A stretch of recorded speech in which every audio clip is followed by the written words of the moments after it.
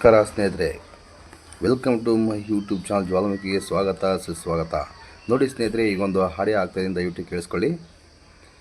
ಬೆಂಗಳೂರಿನ business man ಅವರು ನಮಗೆ ಕಾಲ್ ಮಾಡಿಬಿಟ್ಟು ಧರ್ಮಸ್ಥಳದಲ್ಲಿ 2010-11ರಲ್ಲಿ ಆಗಿರ್ತಕ್ಕಂಥ ಘಟನೆಯನ್ನು ನೋಡಿದ್ದಾರೆ ಅವರು ಕಣ್ಣಾರೆ. ಅವ್ರ ಜೊತೆಯಲ್ಲೇ ಕ್ಯೂನಲ್ಲಿ ನಿಂತ್ಕೊಂಡಿರ್ತಕ್ಕಂಥ VIP ಲೈನಲ್ಲಿ ನಿಂತ್ಕೊಂಡಿರ್ತಕ್ಕಂಥ ಇಬ್ಬರು ಹೆಣ್ಣುಮಕ್ಕಳು, ತಾಯಿ ಮಗಳು. ಆ ಮಗಳ ಶವ ನೆಕ್ಸ್ಟ್ ದಿನವೇ ನೇತ್ರಾವತಿ ನದಿಯಲ್ಲಿದೆ. ಆ ಶವನ ಕಣ್ಣಾರೆ ಕಂಡು ಆ ವ್ಯಕ್ತಿ ನಮಗೆ ಹೇಳಿಕೆ ಕೊಟ್ಟಿದ್ದಾನೆ. ದಯವಿಟ್ಟು ಕೇಳಿಸ್ಕೊಳ್ಳಿ. ಹೇಳಿ ಸರ್. ನಮ್ದೊಂದು ನಾನೊಂದು ಘಟನೆ ಹೇಳಬೇಕು. ನೇತ್ರಾವತಿ ನೇತ್ರಾವತಿ ಸರ್. ಹೌದೌದು. ಇದು 2010 ಅಲ್ಲಿ ಆಗಿದ್ದು. 2010 ಅಲ್ಲಿ. ಸೊ ನಾನು ಆಗ ಅಷ್ಟು ಅದು ನನ್ಗೆ ಘಟನೆ ಹೊಸದು. ಸೊ ಹಾಗಾಗಿ ನಾವು ಡಿಕ್ಲೈನ್ ಮಾಡ್ಕೊಂಡು ಅಲ್ಲಿಂದ ಬಂದ್ಬಿಟ್ವಿ ನಾವು ಆಕ್ಚುಲಿ. ಬಟ್ ಈಗಿನ ಬೆಳವಣಿಗೆ ನೋಡಿ ನಾನು ಕ್ಲಿಪ್ಪಿಂಗ್ಸ್ ಕೊಡ್ಬೇಕು ಅಂತ ಆಸೆ ಆಯ್ತು. Let them help for the research. ಹೌದು. ಹೇಳಿ ಸರ್, ಏನ್ ನಡೆದಿದೆ ಸರ್ ಘಟನೆ? ನಿಮ್ಗೆ ಏನಾಗಿದೆ ಅನುಭವ ಅಲ್ಲಿ?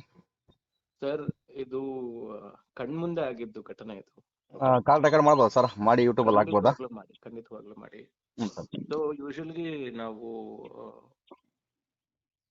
ಮಂತ್ಲಿ ಒನ್ಸ್ ಹೋಗ್ತಾ ಇದ್ವಿ ಧರ್ಮಸ್ಥಳಕ್ಕೆ. ಸೊ ಈಗ ಸ್ಟಾಪ್ ಮಾಡ್ಬಿಟ್ಟಿದೀವಿ. 2014-15 ಇಂದ ಸ್ಟಾಪ್ ಮಾಡ್ಬಿಟ್ಟಿದೀವಿ. ಅಲ್ಲಿಂದ ಇತ್ಲಾಗ ಹೋಗಿಲ್ಲ. 2010 ಅಲ್ಲಿ ಆಗಿದ್ದು ಘಟನೆ ಇದು. ಸೊ ಯೂಶಲಿ ನಾವು ಏನ್ ಮಾಡ್ತೀವಿ, ಹೋಗಿದ ತಕ್ಷಣನೇ ಫಸ್ಟ್ ರೂಮ್ ವ್ಯವಸ್ಥೆ ಎಲ್ಲ ಮಾಡ್ಕೊಂಡು, ರೂಮ್ ವ್ಯವಸ್ಥೆ ಮುಗಿಸ್ಕೊಂಡು ನೇತ್ರಾವತಿಯಲ್ಲಿ ಸ್ನಾನ ಮಾಡಿ ದರ್ಶನ ಮಾಡ್ಕೊಂಡು ಬರೋದು ಆಕ್ಚುಲಿ.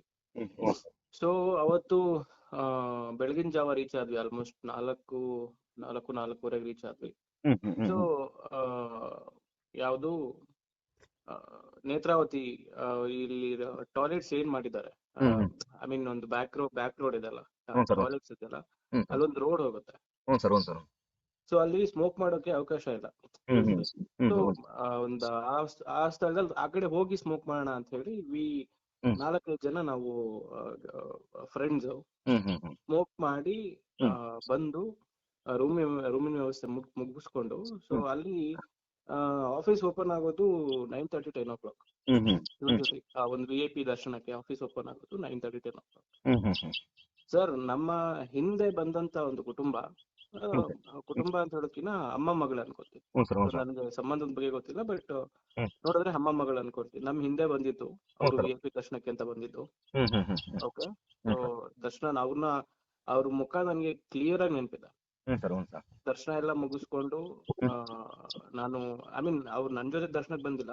ಸೊ ನಾವು ಸಪರೇಟ್ ಆಗಿ ಅಲ್ಲಿ ಏನು ನಮಗೇನು ಫೆಸಿಲಿಟಿ ಇದೆಯೋ ಆ ಫೆಸಿಲಿಟಿ ಯೂಸ್ ಮಾಡ್ಕೊಂಡು ದರ್ಶನ ಮುಗಿಸ್ಕೊಂಡು ಮತ್ತೆ ನಾವು ಕುಕ್ಕೆಗೆ ಹೋಗಿ, ಕುಕ್ಕೆಯಿಂದ ಮತ್ತೆ ನಾವು ಮಂಗ್ಳೂರ್ಗೆ ಹೋಗೋಣ ಅಂತ ಪ್ಲಾನ್ ಮಾಡ್ಕೊಳ್ಳೋದು. ಯೂಶಲಿ ನಾವು ಮಂತ್ಲಿ ಒಂದ್ಸಲಿ ಹೋದ್ರೆ ಒಂದು ಫ್ರೈಡೆ ಬಿಟ್ರೆ ನಾವು ಮಂಡೇ ಆಗೋ ತರನೇ ಬೆಂಗಳೂರು ರೀಚ್ ಆಗೋದು.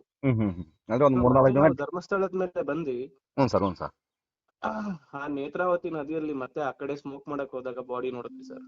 ಅಂದ್ರೆ ನಿಮ್ಮ VIP ಹೌದೌದೌದೌದು ಅಲ್ಲಿ ನೋಡಿರ್ತಕ್ಕಂಥ ಇಬ್ರು ಹೆಣ್ಮಕ್ಳು ಇಬ್ರು ಶಾಕ್. ಹೌದು, ಲಿಟರ್ಲಿ ಶಾಕ್ ಆಗೋದೆ ನಾನು. ಅಲ್ಲ ಸರ್, ಇಬ್ರು ಡೆತ್ ಆಗಿದ್ರ ಏನು ಒಬ್ರ? ಇಲ್ಲ, ಒಬ್ರು. ಅಂದ್ರೆ ಹುಡುಗಿನ? ಹುಡುಗಿ ಸೇಮ್ ಕಲರ್, ಸೇಮ್ ಡ್ರೆಸ್.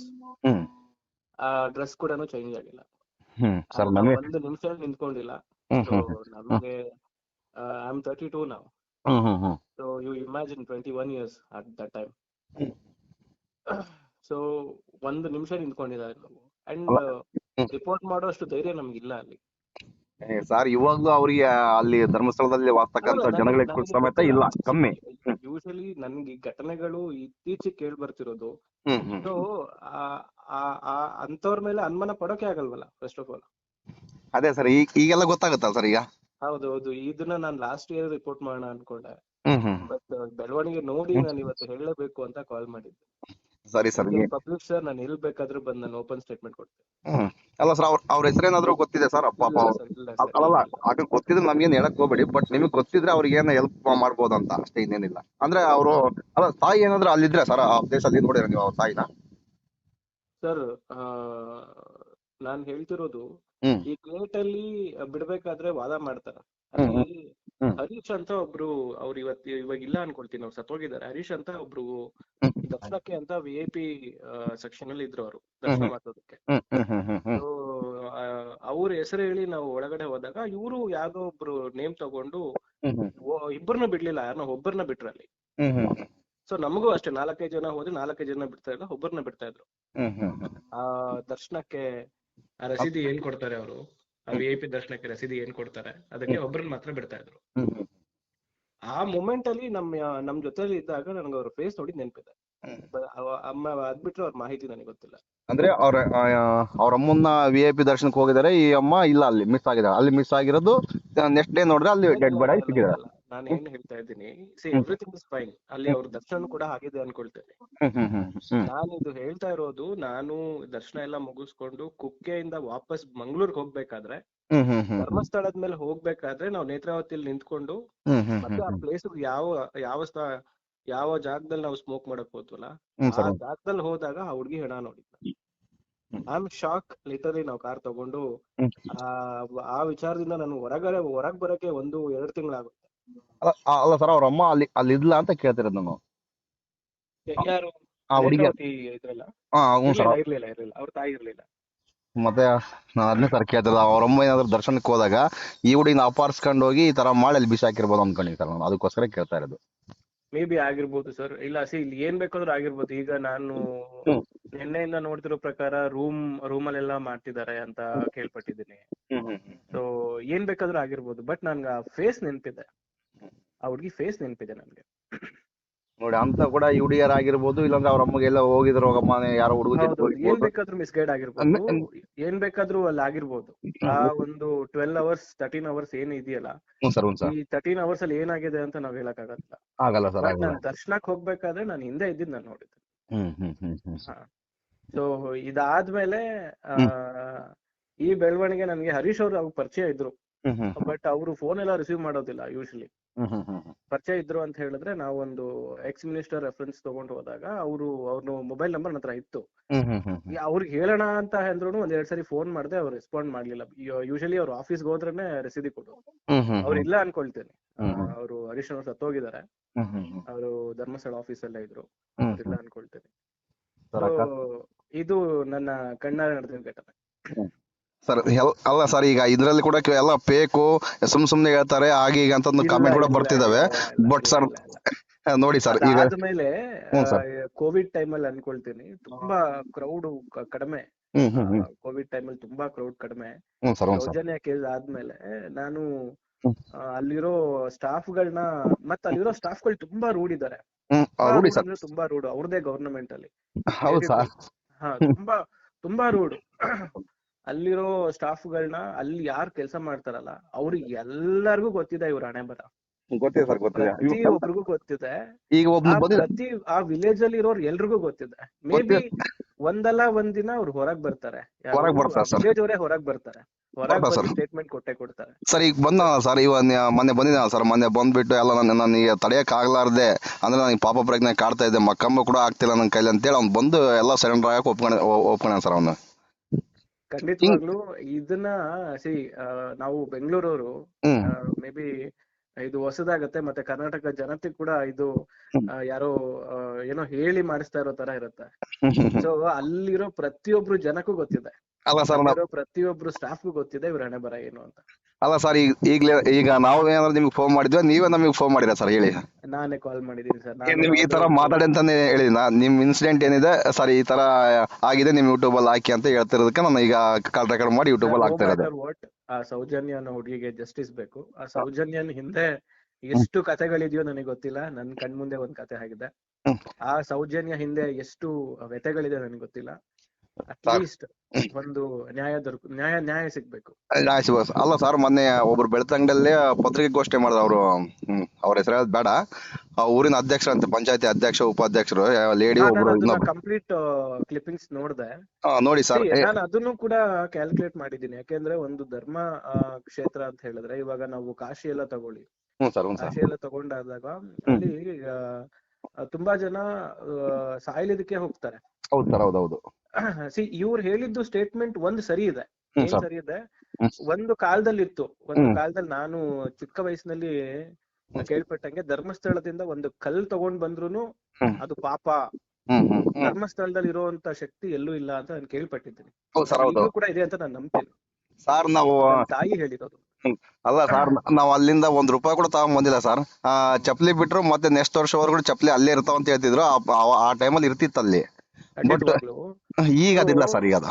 ಹಾ, ಆ ಸ್ಟೇಟ್ಮೆಂಟ್ ನಾನು ಒಪ್ತೀನಿ. ಆದ್ರೆ ಹ್ಮ್ ಇಲ್ಲಿ ಹೆಣ್ಮಕ್ಳು ಬರೀ ಹೆಣ್ಮಕ್ಳೇ 10 ವರ್ಷದ 12 ವರ್ಷದ ಹುಡುಗಿರು, 15 ವರ್ಷದ್ದು, 20 ವರ್ಷದ್ದು, 22 ವರ್ಷದ ಹುಡುಗಿರು ಸೂಸೈಡ್ ಮಾಡ್ಕೊಳ್ಳೋಷ್ಟು ಧೈರ್ಯ ನಮ್ಮ ಸಂಸ್ಕೃತಿಲಿ ಇಲ್ಲ ಅನ್ಕೊಳ್ತೇನೆ. ಅದು ಧರ್ಮಸ್ಥಳಕ್ಕೆ ಹೋಗಿ ಹ್ಮ್ ಸರ್ ಅಂತ ಅವರು ಹೇಳ್ತಿರೋರು ಅಂದ್ರೆ ವೃದ್ಧ ಕಾಲದಲ್ಲಿ 60-70 ವರ್ಷ ಆಗಿರೋರು ಹ್ಮ್ ಕಾಶಿಗೆ ಹೋಗೋರು, ಕಾಶಿಗೆ ಹೋಗಿ ಸಾಯ್ಲಿಕ್ಕೆ ಹೋಗೋರು ತುಂಬಾ ಜನ ನಾನು ಕೇಳ್ಪಟ್ಟಿದ್ದೀನಿ.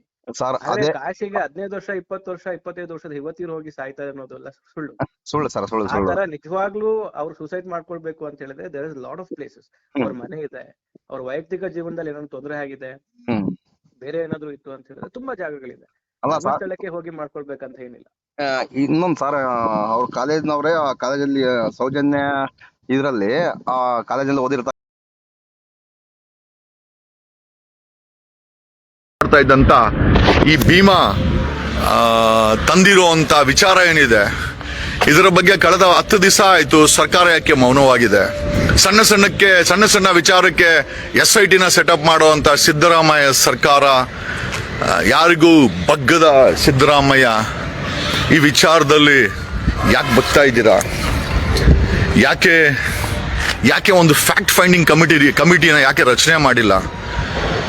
ಧರ್ಮಸ್ಥಳದಲ್ಲಿ ಏನೋ ಪ್ರಮಾಣ ಮಾಡಕ್ಕೆ ಯಡಿಯೂರಪ್ಪನು, ಕುಮಾರಸ್ವಾಮಿ ಎಲ್ಲರೂ ಓಡೋಗ್ತೀರಾ? ಅಲ್ಲಿ 1000ಕ್ಕೂ ಹೆಚ್ಚು ಕೊಲೆ ಆಗಿದೆ ಅಂತ ಒಬ್ಬ ವ್ಯಕ್ತಿ ಕವರಲ್ಲಿ ತಲೆಬುಡೆ ಇಟ್ಕೊಂಡು ಬಂದಿದ್ದಾನೆ. ತಲೆಬುಡೆಗಳನ್ನ ಸ್ಕೆಲಿಟನ್ ಇಟ್ಕೊಂಡು ಬಂದಿದ್ದಾನೆ.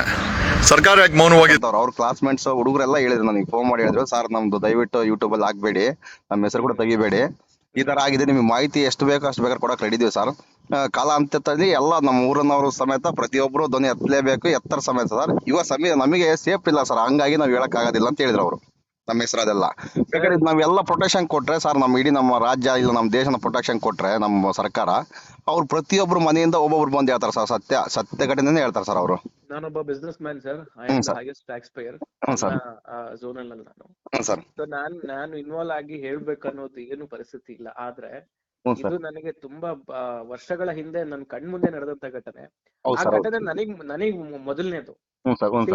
ಅದು ಹಿಂದಿನ ದಿನ ಏನಾಗಿದೆ ನನಗೆ ಗೊತ್ತಿಲ್ಲ, ಅದಾದ್ಮೇಲೆ ಏನಾಗಿದೆ ನನಗೆ ಗೊತ್ತಿಲ್ಲ. ಅದಾದ್ಮೇಲೆ ನಾನು ಧರ್ಮಸ್ಥಳಕ್ಕೆ ಹೋಗೋದ್ ಬಿಟ್ಬಿಟ್ಟೆ ಸ್ವಲ್ಪ ದಿನ.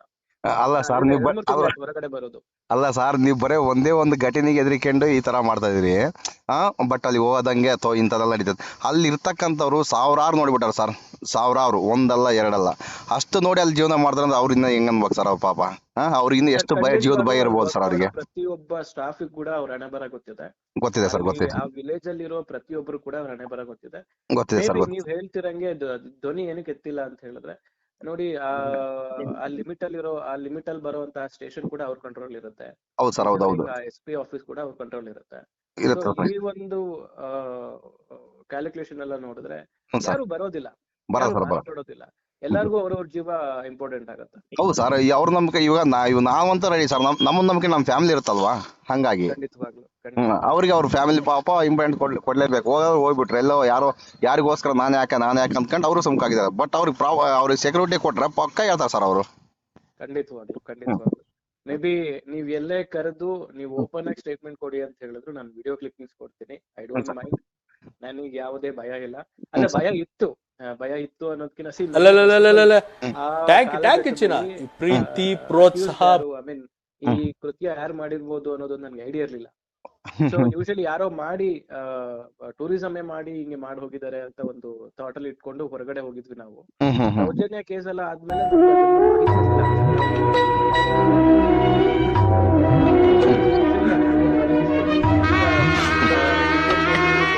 ಆದ್ಮೇಲೆ ಆಫ್ಟರ್ ಕೋವಿಡ್ ಸ್ವಲ್ಪ ಆ ಒಂದು ಕೇಸ್ ಹೈಲೈಟ್ ಆದ್ಮೇಲೆ ನಮ್ಗೆ ಹೀಗಾಗಿತ್ತು, ನಾವು ಕಣ್ಮುಂದೆ ನೋಡಿದ್ವಿ, ಘಟನೆ ಹಿಂಗ್ ನಡೆದಿತ್ತು, ಇದು ಕೂಡ ಹಿಂಗ ಆಗಿರ್ಬೋದು.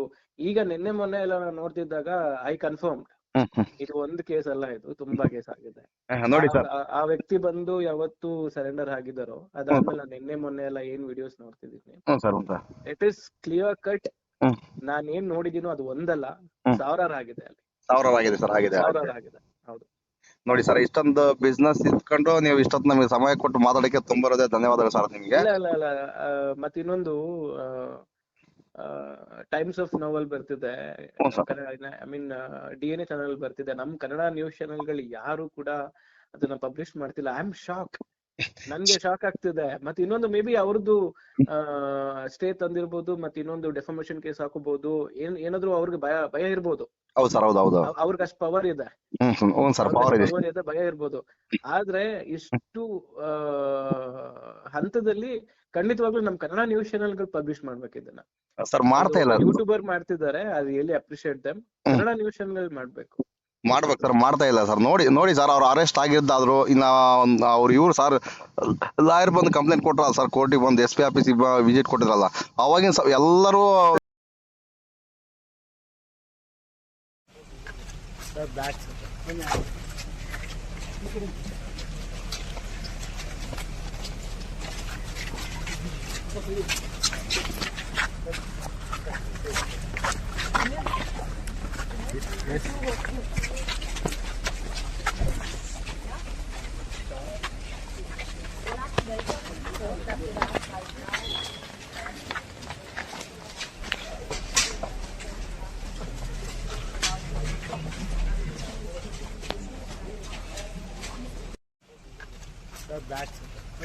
ವಿಡಿಯೋ ಮಾಡ್ಕೊ ಎಲ್ಲ ಕ್ಲಿಪ್ಪಿಂಗ್.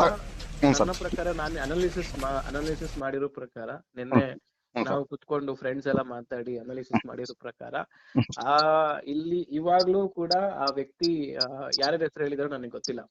ಬಂದು ಯಾರು ಸರೆಂಡರ್ ಆಗಿದಾರಲ್ಲ, ಯಾರ ಹೆಸರು ಹೇಳಿದಾರೋ ನನಗೆ ಗೊತ್ತಿಲ್ಲ. ಆ ಕ್ಷೇತ್ರದ ಯಾರು ಮೇಲ್ಗಡೆ ಕುತ್ಕೊಂಡು ದೊಡ್ಡ ಮನೆ ಅಂತ ಯಾರು ಕರೀತಾರೋ ಅವ್ರು ಸೇಫ್ ಆಗೇ ಇರ್ತಾರೆ ಸರ್. ಸೇಫ್ ಆಗಿರ್ತಾರೆ ಸರ್. ಹೌದು. ಈಗ ನಡೀತಿರೋ ಬೆಳವಣಿಗೆ ನಾನು ಹೇಳ್ತಿರೋದು, ಅವ್ರು ಸೇಫ್ ಆಗೇ ಇರ್ತಾರೆ. ಇನ್ ಕೇಸ್ ಹಾಗೂ ಯಾರೋ ಒಬ್ರು ಏನೋ ಮಾಡಿದ್ದಾರೆ, ಇವ್ರ ಹೆಸರೆಲ್ಲ ಹೇಳಿದ್ದಾರೆ ಅಂತ ಹೇಳಿದ್ರೆ ಮೂರನೇವ್ರು ಬಲಿ ಆಗ್ತಾರೆ. ಮತ್ತೆ ಹೌದು ಸರ್, ಹೌದು. ಮೂರನೇವ್ರು ಬಲಿ ಆಗ್ತಾರೆ, ಮತ್ತೆ ಕೇಸ್ ಕ್ಲೋಸ್ ಆಗುತ್ತೆ. ನನ್ ಪ್ರಕಾರ, ನಾನು ಅನಾಲಿಸಿಸ್ ಮಾಡಿರೋ ಪ್ರಕಾರ ಅದೇ ದಿಕ್ಕಲ್ಲಿ ಹೋಗ್ತಿದೆ ಸರ್. ನೋಡೋಣ ಇನ್ನು ಎಲ್ಲಿ ಬರುತ್ತೆ ನೋಡೋಣ ಸರ್. ದೇವ್ರಿದ್ದಾರೆ. ಅಂಡ್ ನೀವ್ ಎಲ್ಲೇ ಕರೆದು ಸ್ಟೇಟ್ಮೆಂಟ್ ಕೊಡಕ್ ಹೇಳಿದ್ರು ನಾನು ಕೊಡ್ತೀನಿ. You save my number. ನನ್ನ ಹೆಸರು ಸಂಪತ್ ಅಂತ. ನೀವ್ ಎಲ್ಲೇ ಕರೆದ್ರು, ಎಲ್ಲೇ ಸ್ಟೇಟ್ಮೆಂಟ್ ಕೊಡಕ್ ಹೇಳಿದ್ರು ನಾನು ಕೊಡ್ತೀನಿ. Thank you sir. Welcome sir. ಒಳ್ಳೇದಾಗ್ಲಿ sir. Okay sir. Okay sir. ಇಷ್ಟೊತ್ತು ಕೇಳಿಸ್ಕೊಂಡ್ರಲ್ಲ ಸ್ನೇಹಿತರೆ, ನಿಮಗೆಲ್ಲರಿಗೆ ತುಂಬ ಹೃದಯದ ಧನ್ಯವಾದಗಳು. ಇದೇ ಥರ ನಮ್ಮ ಚಾನಲ್ಗೆ ಸಪೋರ್ಟ್ ಮಾಡಿ. ಇನ್ನು ಯಾರೆಲ್ಲ ಸಬ್ಸ್ಕ್ರೈಬ್ ಮಾಡ್ಕೊಂಡಿಲ್ಲ, ದಯವಿಟ್ಟು ಸಬ್ಸ್ಕ್ರೈಬ್ ಮಾಡ್ಕೊಳ್ಳಿ. ನಿಮ್ಮ ಪ್ರೋತ್ಸಾಹ ಸದಾಕಾಲ ಹೀಗೆ ಇರಲಿ. ಕರ್ನಾಟಕ ಜನತೆಗೆ ಇನ್ನೊಂದೇನು ಅಂದರೆ ಹೇಳ್ತಕ್ಕಂಥದ್ದು, ಅದೇ ಗ್ರಾಮದಲ್ಲಿ, ಧರ್ಮಸ್ಥಳ ಗ್ರಾಮದಲ್ಲಿ ಇರ್ತಕ್ಕಂಥ ಜನರು ಲೈನ್ ಹಿಡಿದು, ಅಂದರೆ ಕ್ಯೂ ಹಿಡಿದು ಬಂದು ಸಾಕ್ಷಿ ಹೇಳ್ತೀವಿ ಅಂತಾರೆ. ನಮಗೆ ಫೋನ್ ಮಾಡಿ ಹೇಳ್ತವ್ರೆ. ಬಟ್ ಅವರಿಗೆ ಭದ್ರತೆ ಬೇಕು. ಭದ್ರತೆ ದೃಷ್ಟಿಯಿಂದ ಅವ್ರು ಬರ್ತಾ ಇಲ್ಲ. ಪ್ರತಿಯೊಂದು ಮಾಹಿತಿ ಗೊತ್ತಿದೆ ಅವರಿಗೆ. ಇದು ಯಾವುದೇ ಸುಳ್ಳು ಫೇಕ್ ನ್ಯೂಸ್ ನಾವು ಮಾಡ್ತಾಯಿಲ್ಲ, ಸತ್ಯವಾಗಲೂ ಮಾಡ್ತಾಯಿದ್ದು. ಹಾಗಾಗಿ ಸತ್ಯಕ್ಕೆ ಜಯ ಸಿಕ್ಕೇ ಸಿಗುತ್ತೆ. ಸ್ವಲ್ಪ ಲೇಟ್ ಆಗುತ್ತೆ ಅಷ್ಟೇ. Justice for Soujanya. ನೋಡಿ ಸ್ವಾಮಿ, ನಮಗೆ ಇದೇ ಥರ ಸಪೋರ್ಟ್ ಮಾಡಿ. ನಮ್ಮ ಚಾನಲ್ ಯಾವಾಗ ಡಿಲೆಕ್ಟ್ ಆಗ್ಬೋದು ಗೊತ್ತಿಲ್ಲ, ಬಟ್ ಈ ಚಾನಲ್ ಅಂದರೆ ಇನ್ನೊಂದು ಚಾನಲ್ ಆದರೂ ಓಪನ್ ಮಾಡ್ಕೊಂಡು ನಾವು ಸಂದೇಶ ಕೊಡ್ತಾನೆ ಇರ್ತೀವಿ. ದಯವಿಟ್ಟು ಬೇಜಾರು ಮಾಡ್ಕೋಬೇಡಿ. ನಿಮ್ಮದು ಮಾತಾಡ್ತಕ್ಕಂಥ ಆಡಿಯೋ ಎಲ್ಲ ನಮ್ಮ ಹತ್ರ ಇದೆ.